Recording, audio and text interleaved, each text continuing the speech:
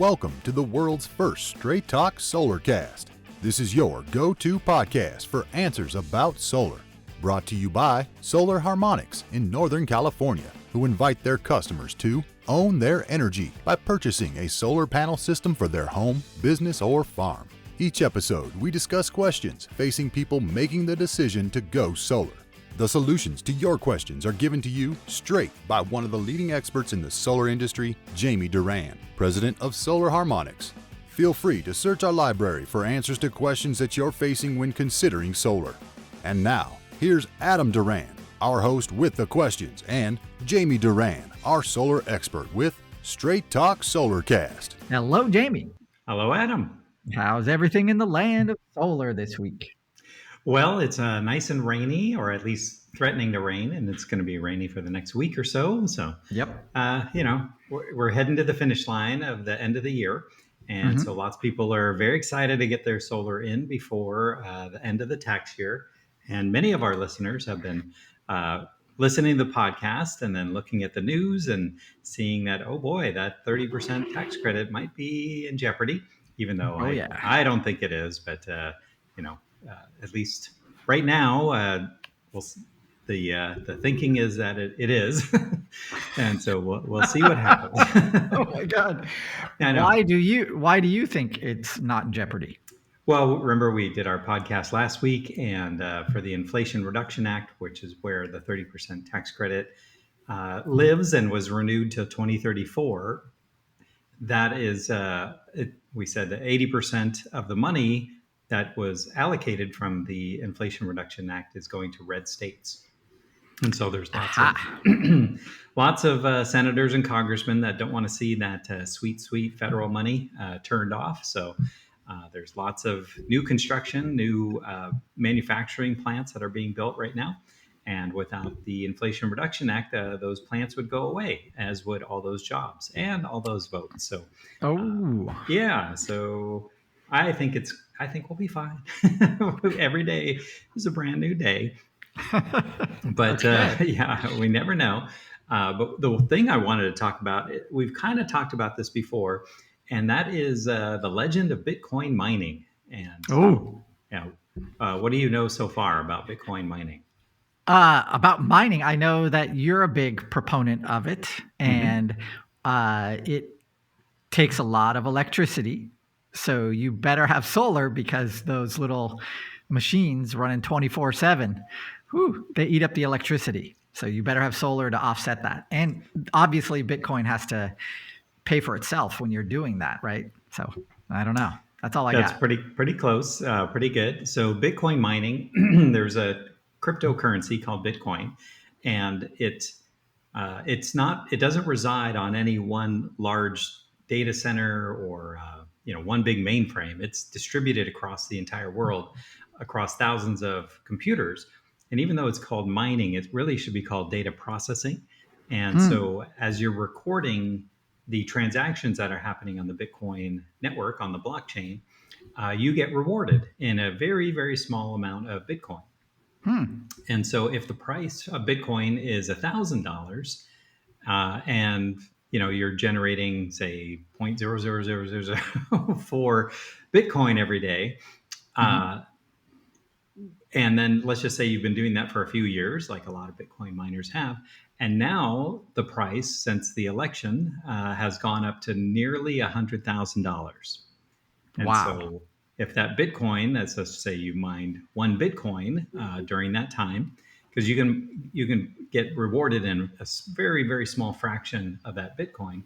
If you have excess solar power, this is something to consider. These miners, which are essentially computers without the monitor, the keyboard, the mouse, they're just processing, and a lot of them use, it's called ASIC or ASIC computer chips, and they can process more transactions.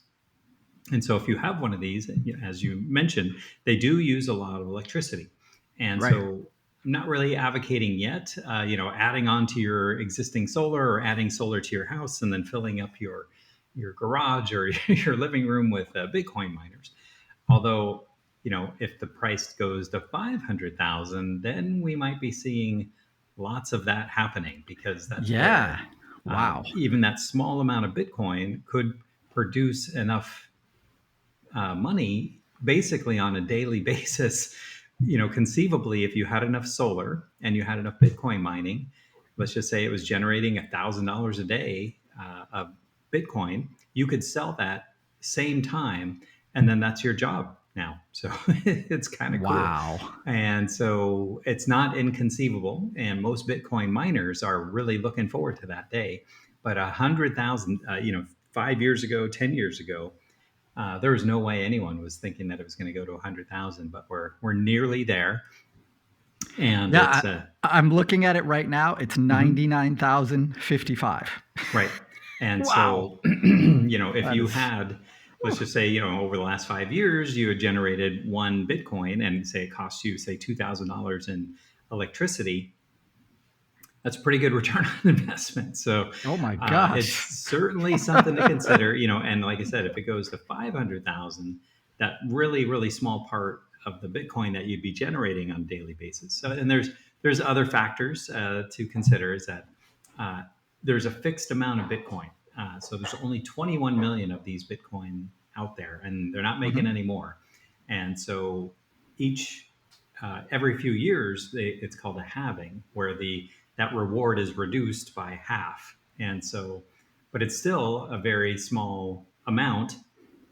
And if that value of that small amount keeps going up, they've likened it. The analogies I've heard is, in the 1800s, if somebody was offering 1 square inch of Manhattan, would you buy it? And say it was, $1,000 or whatever. That 1 square inch of Manhattan might be worth, $2 million today. So it's something to consider. Are we're still at the beginning? Maybe if we're still, or is 100,000 as high as Bitcoin's going to go? I don't think so, because now with the new administration, they're pretty pro cryptocurrency. And Right. there's been some talk of switching from the gold standard to the Bitcoin standard, where lots of boy. the U.S. reserves are being considered to move over. And maybe instead of buying gold, they're buying Bitcoin, which would be really crazy. And I'm not saying that's going to happen or anything, but there is some talk of that. Not and certainly not 100%, but certainly some. If the U.S. could even invest 1% of its reserves into Bitcoin, that might not be the worst thing, and that would have and that's where maybe the market has already taken that into consideration, and that's why it's zooming up. But we will see what happens. It's right now, like I said, if somebody has excess solar power, like they're overbuilt their system, and on an annual basis, it might make sense to look at a Bitcoin miner. And certainly, I'm not the expert, so everyone out there, do your own research. There's lots of easy one. I guess I recommend looking for what is the easy one that you don't have to manage on a daily basis. You can just kind of plug it in, and it you register the account, and then you just kind of watch it generate all day. And if occasionally they have to be restarted, or there's updates and things like that, but there's a million different flavors. I recommend buying from a US based Bitcoin miner supplier. There's millions and millions, not millions, but probably thousands of different suppliers out there, and there's thousands maybe turning into 10,000 overnight since the price of Bitcoin is going up. But and the price of miners is going up as a result as well, because they're obviously more valuable. So could you turn any computer into a Bitcoin miner? Yep, you sure could. And it's not designed. Most desktop or laptops or even tablets are going to generate a really, really, really small amount. But if you have them laying around, there's software that you can download that will start generating Bitcoin. It is a good way to just kind of get started and learn about it, and then see if you can generate some Bitcoin on this. It's kind of fun, and we'll see how it goes. But yeah, it's very exciting to see, as we're progressing, that you can generate money from your solar panel system and from these Bitcoin miners. And as the price keeps going up, potentially everyone could be done working. Crazy. Wow. Can I ask you a question? Yep. So you set up one of these systems. So how on a scale of 1 to 10, how difficult was it for you? The first ones I did, 10, easy. Oh, wow. Where you have to know coding and everything, and I don't. And so it was really difficult. And if there was a problem, there's very little technical support. So Okay. I have some dead ducks that are that are sitting out here. Oh, no. Well, and that's okay. And one of the risks, there was another kind of cryptocurrency called Ethereum, and you used to be able to do mining for that. Now they changed the format, and so now everyone who was mining Ethereum can't really mine for it anymore. So that's a risk too. But they could change the format for Bitcoin mining, and there's tons and tons of different cryptocurrencies. So the one that everyone's kind of looking at is the Dogecoin as well, and potentially you could be mining for that. But it's such a rabbit hole, and there's probably 10,000 podcasts on cryptocurrency, and probably 10 on cryptocurrency mining. So definitely, if you're interested, search out some of these crypto podcasts and see what you think. But on the solar side, Adam mentioned right in the beginning, the real downside for cryptocurrency mining is the cost of electricity. And because that's just a cost, and some of them use a lot of power, like enough for an electric vehicle. The more power they use, the more Bitcoin they generate. So I saw one statistic, that one guy, he had invested $40,000 into Bitcoin mining, turned them all off because his electricity bill is going, $6,000-$7,000 a month. And and so now if he had excess solar power, probably not $6,000-$7,000 a month, he could mine more economically. And so maybe make sure you have enough solar or excess power. And because you do want to have it running 24/7, because it is, if you only have it running at night or anything, consideration, these things they can get loud. So the more power they use, they sound like a dryer or an air conditioner going on all the time.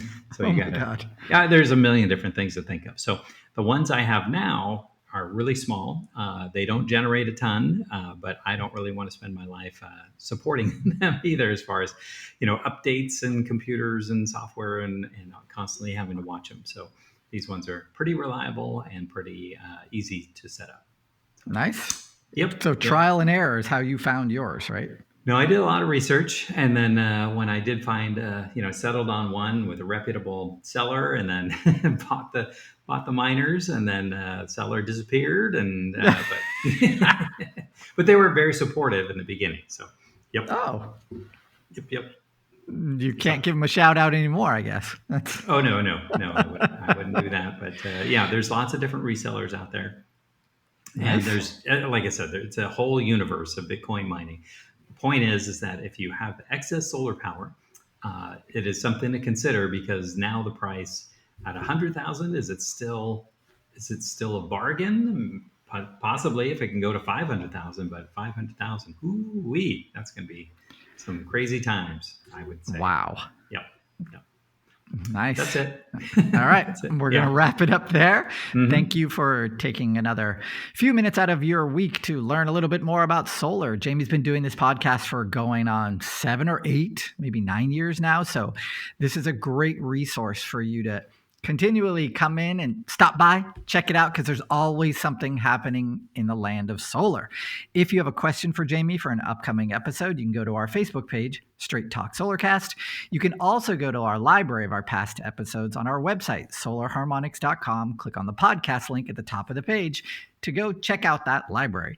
If you have a friend considering going solar, this would be an excellent podcast to refer them to, because it will save them thousands upon thousands of dollars over the life of their system, and they might even make tons of money with Bitcoin. Wow.